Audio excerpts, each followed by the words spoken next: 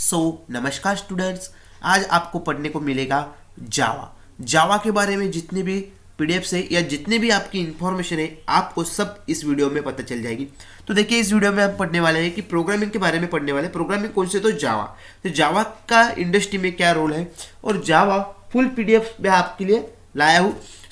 इसके पार्ट में वीडियो होंगे, तो वो वीडियो को आप पूरे वीडियो को देखिए, तभी आपको जावा के बारे में समझ में आएगा।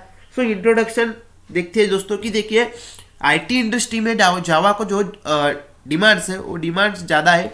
आपको मैं आगे बताऊंगा भी कि कौन कौन सी कंपनी में जावा यूज़ की जाती है या कौन कौन सी इंडस्ट्री है जहाँ पे जावा का यूज़ किया जाता है। तो ऑब्जेक्ट ओरिएंटेड के जो भी जावा के फीचर्स है, वो फीचर्स और जावा के बारे में जो भी इंफॉर्मेशन है वो आपको इस पूरे मतलब एक सेमिनार है, जो सेमिनार का पूरा जो आपको पीडीएफ है वो पीडीएफ आपको अवेलेबल किए गए हैं और उसी पीडीएफ को आपको देखते हुए जावा का पूरा सिलेबस आपको सीखना है।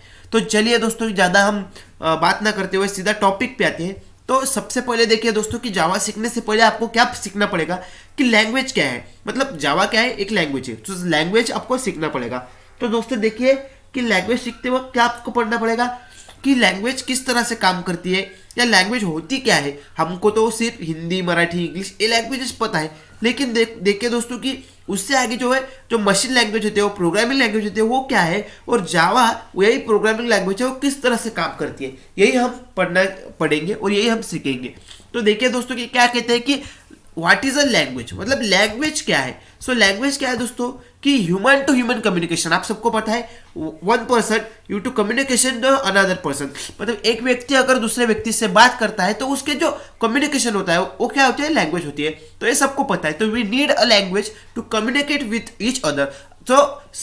जो भी सारे व्यक्ति होते हैं उनसे बात करने के लिए हमें कम्युनिकेशन चाहिए, वो होती है language. Likes we can use Marathi, Hindi और इंग्लिश। हम ये तीन लैंग्वेज का यूज करते हैं। तो देखिए दोस्तों कि ये तो लैंग्वेज हो गया है, लेकिन प्रोग्रामिंग लैंग्वेज क्या है? प्रोग्रामिंग लैंग्वेज हमको पढ़ना है। तो देखिए क्या होता है कि ह्यूमन टू कंप्यूटर कम्युनिकेशन। तो देखिए यहाँ क्या बताया गया है कि देखिए, human to computer communications and we need a language to communication create be taken the human machines we can use a C++ Java programming language. Programming समझने के लिए कि दोस्तों देखिए कि एक ह्यूमन को कंप्यूटर से बात करने के लिए एक लैंग्वेज की जरूरत होती है। तो वो लैंग्वेज कौन कौन से है? तो C++ और जावा, यही हमको पढ़ना है। तो जावा फिलहाल हमको पढ़ेंगे, C और C++ का सिलेबस हम बाद में उसके वीडियो अपलोड कर देंगे।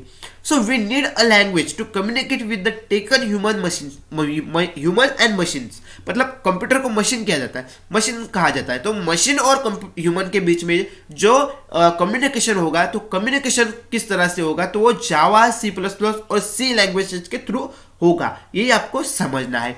दोस्तों देखिए कि उसके बाद कि देखिए कि communication is a possible because of language. Communication possible कैसा होता है? तो लैंग्वेज के थ्रू होता है। जैसे हम एक व्यक्ति से दूसरे व्यक्ति में हिंदी में बात कर रहे हैं, तो क्या हिंदी क्या है? अगर उसको भी हिंदी आता है, हमको भी हिंदी आता है, तो कम्युनिकेशन हुआ ना। तो कम्युनिकेशन क्या होता है कि the possible of the because languages का जो पॉसिबिलिटी है।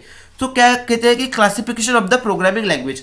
प्रोग्रामिंग लैंग्वेज के कितने प्रकार है? 3 प्रकार है। एक है मशीन लैंग्वेज, एक है असेंबली लैंग्वेज और एक है हाई लेवल लैंग्वेज। तो इनको सबको आपको समझना पड़ेगा। तो यहाँ देखिए यहाँ क्या बोल रहे हैं कि लो level language, binary language and translator not be required computer understanding the language. यहाँ देखिए कि लो लेवल एक लैंग्वेज होती है और बाइनरी लेवल भी लैंग्वेज होती है। मशीन लैंग्वेज कौन सी है, असेंबली लैंग्वेज कौन सी है और हाई लेवल लैंग्वेज कौन सी है, ये भी हम सब पढ़ने वाले हैं। उसके बाद देखिए कि कौन सा टॉपिक है जो आपको अभी देखना है। ये क्या है कि 00110 एक कोड है, एक्सिक्यूट मशीन कोड है। इसको हम समझ नहीं सकते, इसको कौन समझता है? तो इसको कंप्यूटर समझता है।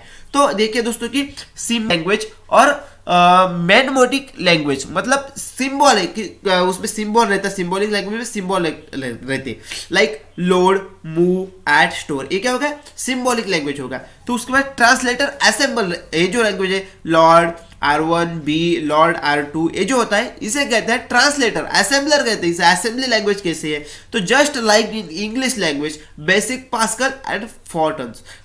हमें इसमें कोडिंग करने के लिए कौन सी लैंग्वेज हमने यूज की? तो हमारी नॉर्मली इंग्लिश लैंग्वेज जो थे वो हमने यहाँ यूज किए। तो उसमें जो ट्रांसलेटर असेंबलर होते हैं, वो असेंबलर में कौन कौन सी लैंग्वेज आती है, तो कोबॉल, सी प्लस प्लस और जावा, पाइथन, ये लैंग्वेज है उसमें आती है। तो उसके बाद देखिए दोस्तों, तो सी प्लस प्लस, प्रोलॉग और नेट। तो देखिए ट्रांसलेटर कंपाइलर्स, क्लास डेमो, एक क्लास दिया गया है, या एक डेमो लिया है, क्लास का नाम है डेमो, इंटीजर लिया है or number, public void read void display, या क्या है, एक रीड ऑप्शन लिया है, एक डिस्प्ले लिया है। सो यहाँ क्या है कि यहाँ पे ट्रांसलेटर। तो अभी देखिए कि एडवांटेज एंड डिसएडवांटेज देखिए मशीन लैंग्वेज की क्या होती है। सो एडवांस, सबसे पहले एडवांटेज देखिए। तो एडवांटेज में आपको क्या बताया गया है कि देखिए कि it does not be require any terms, later it is directly by the understood by the computer and it make a fast is efficiently use by the computer. मतलब क्या है कि आवश्यकता नहीं है, मतलब किसी भी जो है ट्रांसलेटर है, किसी की आवश्यकता नहीं, सीधे कंप्यूटर द्वारा समझा जाता है। मतलब बीच में कि कोई मतलब जो ट्रांसलेटर होता है कि उसकी कोई आवश्यकता है, डायरेक्ट जो है लैंग्वेज है, मशीन लैंग्वेज जो है कंप्यूटर समझ लेता है अपने आप ही। सो उसके बाद क्या है कि और कंप्यूटर जो है वो क्या करता है कि इस लैंग्वेज को है वो फास्ट एंड इफिशिएंटली, मतलब तेजी से उसको समझ लेता है। सो उसके बाद है डिसएडवांटेज भी दिए। डिसएडवांटेज भी समझिए कि क्या दिए कि difficult to write and understand for the code, programming return as a level, so knowledge hardware is it necessary. मतलब कोड लिखना और समझना यहाँ मुश्किल होता है, किस लैंग्वेज में, मशीन लैंग्वेज में। सो वो कार्यक्रम जो है, मतलब वो प्रोग्रामिंग जो है वो कौन करता है, तो SWE। सो ये क्या करता है कि हार्डवेयर का ज्ञान जो है इसके लिए आवश्यक होना चाहिए हमको, तभी हम इसको समझ सकते हैं। सो अगर हमको इसका नॉलेज नहीं है तो हम ये बात समझ नहीं सकते। सो असेंबली लैंग्वेज आप समझ नहीं सकते। देखिए असेंबली लैंग्वेज क्या कहती है, मतलब असेंबली लैंग्वेज के एडवांटेज देखिए कि इसमें क्या कहा गया कि writing to program as assembly language it easier and fast writing the programming machine language। मतलब असेंबली लैंग्वेज लिखने में और पढ़ने में दोनों ही आसानी है। सो डिसएडवांटेज भी आप देख लीजिए इसकी। डिसएडवांटेज क्या करते हैं कि difficult to write the complex programming fastly, if a program is too the large it is the difficulty spot of the errors machine and defending in the examples of the program writing in the one computer और not be the run of the another computers. मतलब क्या कहता है कि देखिए कि तेजी से लिखना मुश्किल है, यदि आप कुछ त्रुटि आई, मतलब कुछ एरर आया, तो उसको आपको सॉल्व करने में भी ज़्यादा मतलब वक्त लग सकता है, जब आपको इसके बारे में अगर कुछ पता नहीं हो तो। सो उसके बाद देखिए कि हाई लेवल लैंग्वेज। सो हाई लेवल लैंग्वेज के एडवांटेज आप देख लीजिए कि हाई लेवल लैंग्वेज क्या कहते हैं कि easy to understanding the program, writing to program HSL in the faster than with programming as assembly language. मतलब असेंबली लैंग्वेज से ज़्यादा जो हाई लेवल की लैंग्वेज है वो ज़्यादा लिखने में और समझने में ईजी है। सो ये हो गया इसका एडवांटेज। तो उसी के बाद डिसएडवांटेज देखिए कि taken the additional translation time to translate, it is new to machine code compare to how to level computer program, they are general less by the memory as efficiency. मतलब यहाँ क्या होता है कि एडिशनल ट्रांसलेशन जो है वो transaction में मशीन कोड से मतलब कि मशीन कोड से समय जो है वो ज़्यादा लगता है। तो उसी के बाद में देखिए कि compare to low level language programming, they are the generally less than the memory. मतलब जो कम मेमोरी है, कम मेमोरी इसको लगता है, ज़्यादा मेमोरी इसको लगता नहीं है। सो किससे ज़्यादा, अपने जो असेंबली लैंग्वेज है, असेंबली लैंग्वेज से इसको कम मेमोरी लगता है।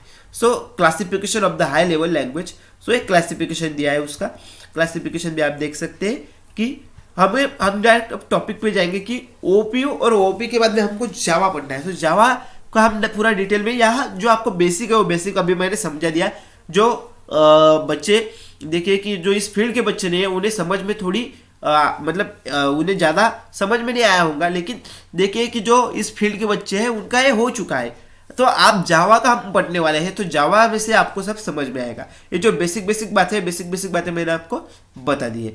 सो अभी देखिए अभी क्या बोल रहे हैं कि देखिए कि देखिए we require to flow certain the procedure from the up to down when we want to computer execute the statement is a quickly then with the POPs approach. For example, write a program to read test mark to subject student file.